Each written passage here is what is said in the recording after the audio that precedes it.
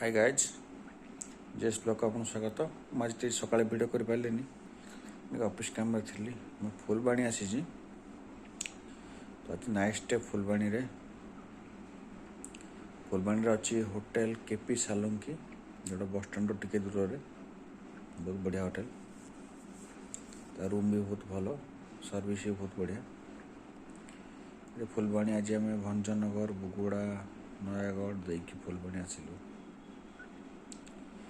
तो आज कलिंग घाटी बाटे आसलु गोटे देखिलु रास्त दुईटा माकड़ मरी जाइछन्ति।